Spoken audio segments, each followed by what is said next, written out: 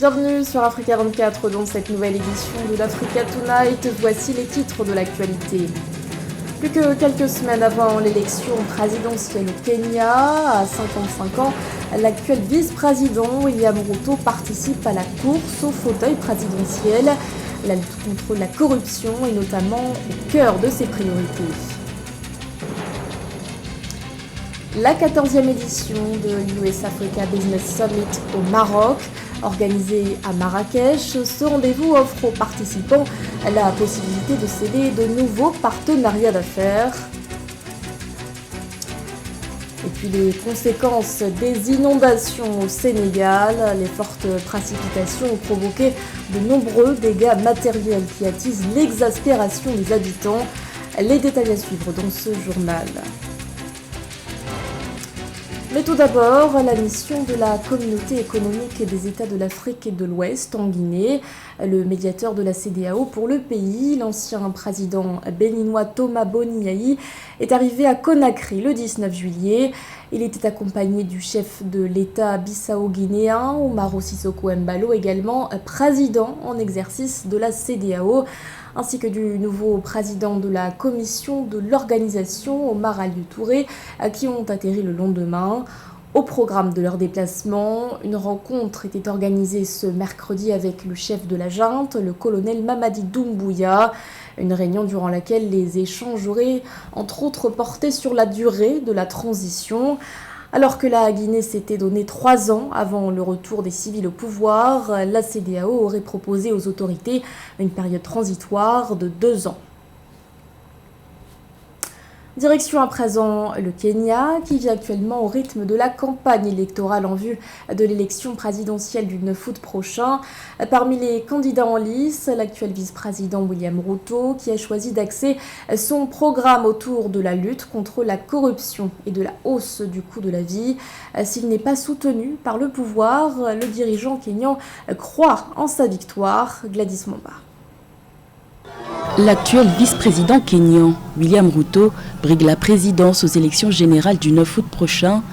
Même sans le soutien du parti au pouvoir, William Ruto croit en ses chances de victoire. Le colistier du président sortant, Uhuru Kenyatta, a axé son programme électoral autour de la croissance économique et la lutte contre la corruption pour tenter de séduire les électeurs touchés par la hausse du coût de la vie.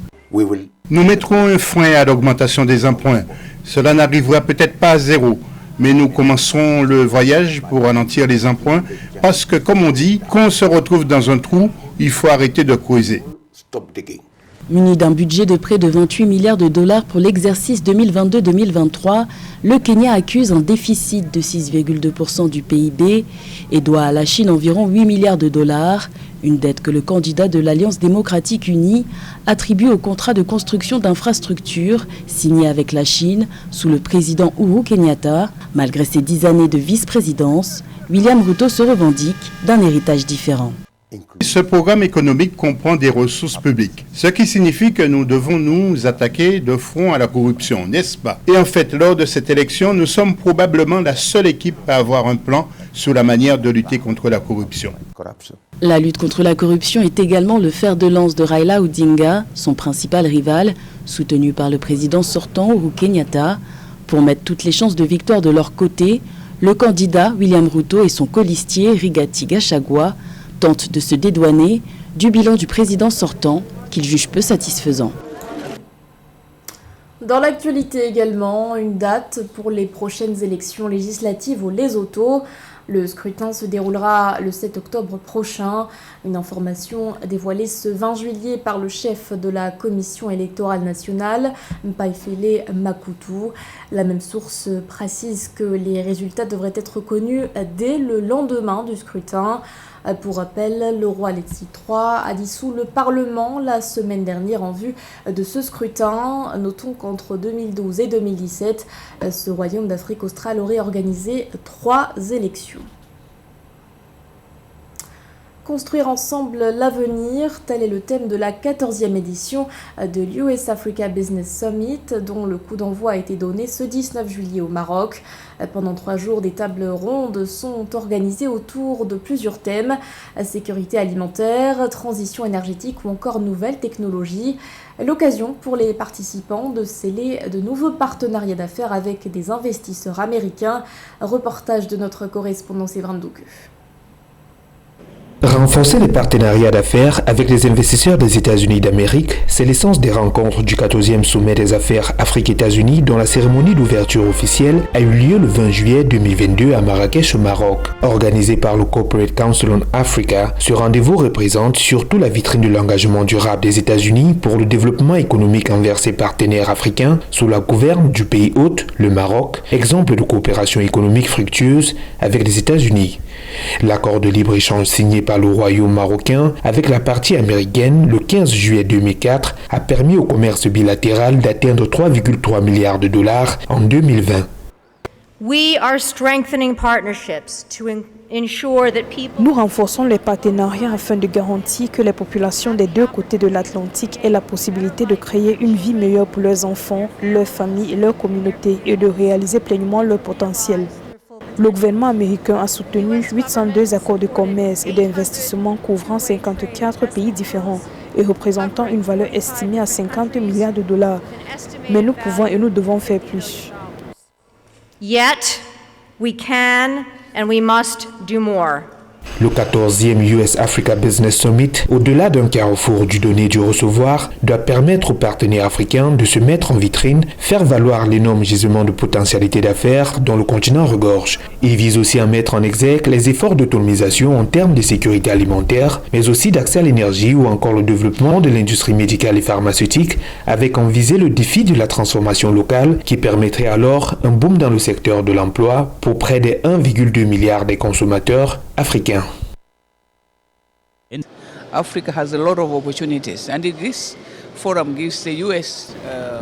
beaucoup d'opportunités et c'est pour cela que je dis que les hommes d'affaires et les décideurs américains ont l'opportunité de connaître l'Afrique et ce qu'ils peuvent faire pour investir sur le continent.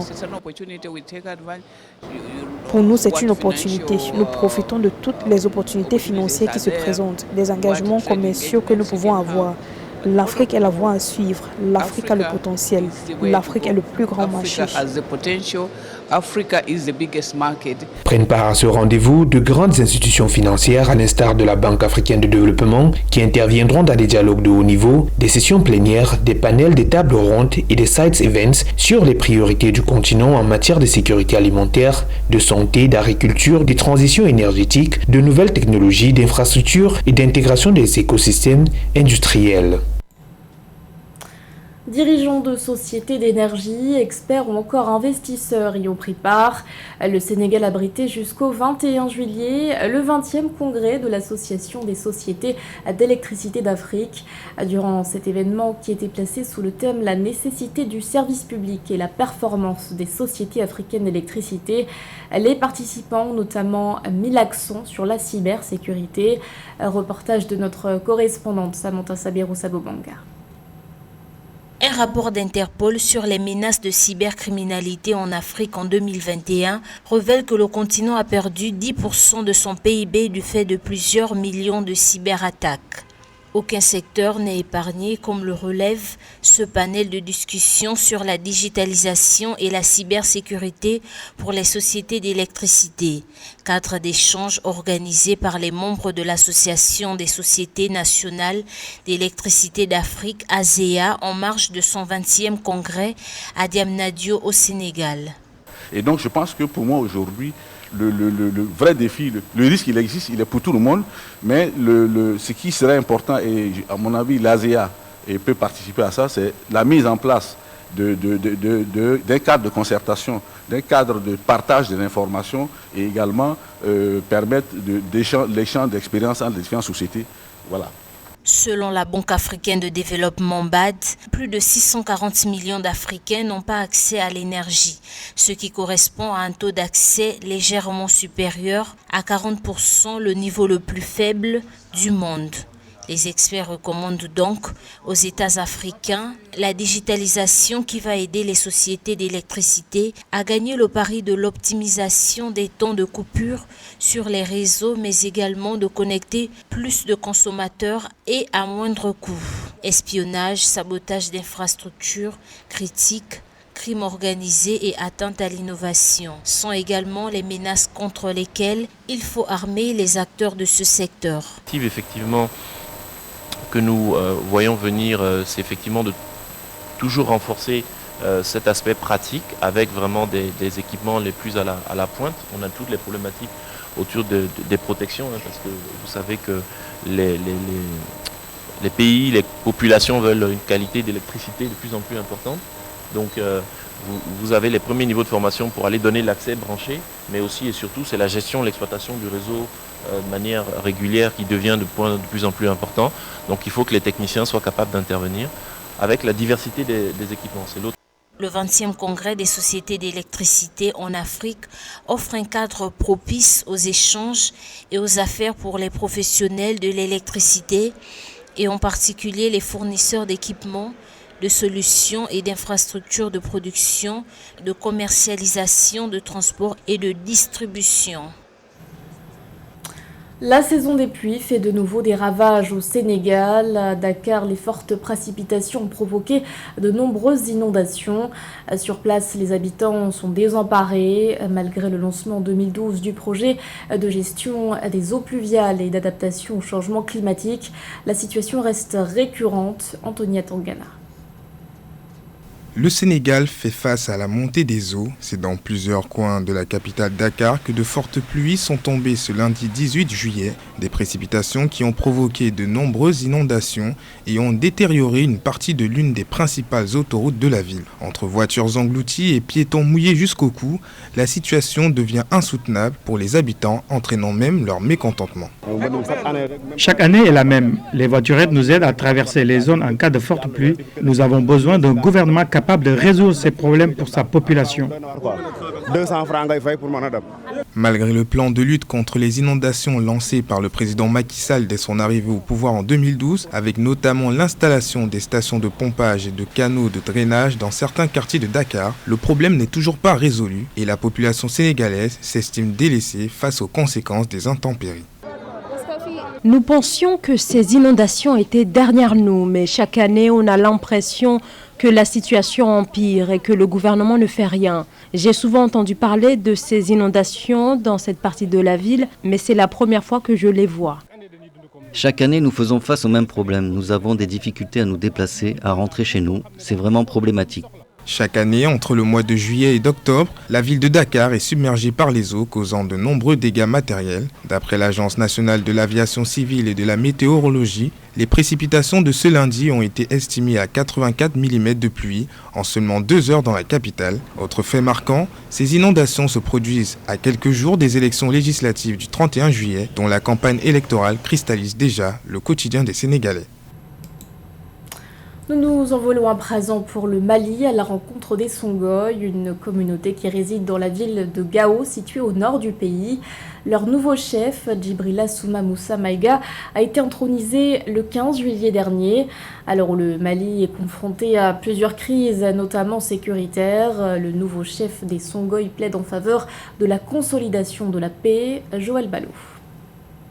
Le 15 juillet 2022, à Gao, au Mali, l'héritage de la chefferie Songhai a été transmis à travers le système patrilinéaire. C'est ainsi que le chef de cette communauté, Sa Majesté Djibrila Souma Moussa Maïga, a succédé à son défunt grand frère Moussa Souma Maïga. La préservation de cette identité est vitale afin de contribuer au développement de la région tout en maîtrisant les foyers de tension intercommunautaires.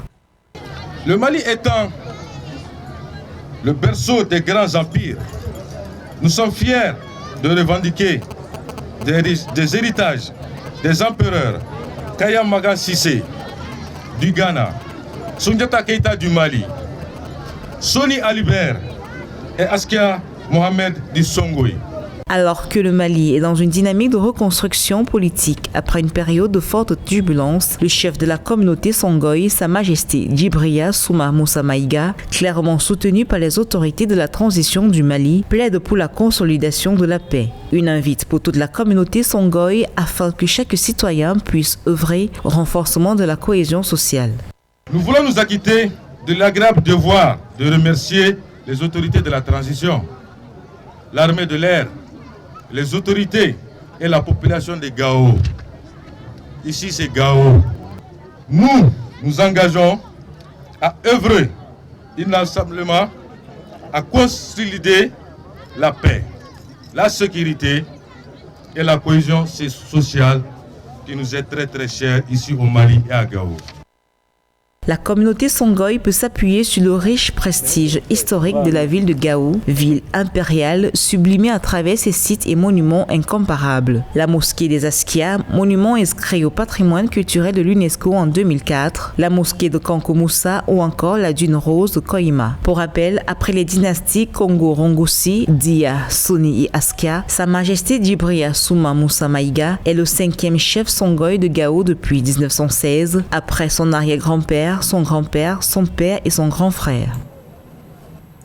Un mot de sport pour finir avec la qualification du Cameroun à la finale de la Coupe du Monde militaire féminine. Une première pour un pays africain.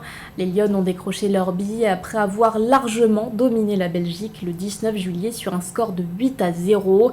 La sélection camerounaise est arrivée en tête du groupe A après avoir battu les États-Unis, pays hôte de la compétition, l'Irlande et l'Allemagne. Pour la finale prévue ce 22 juillet, les Camerounaises affronteront les Françaises. Ce journal a été réalisé par l'ensemble de la rédaction. Merci de votre fidélité. L'actualité continue sur Africa 24.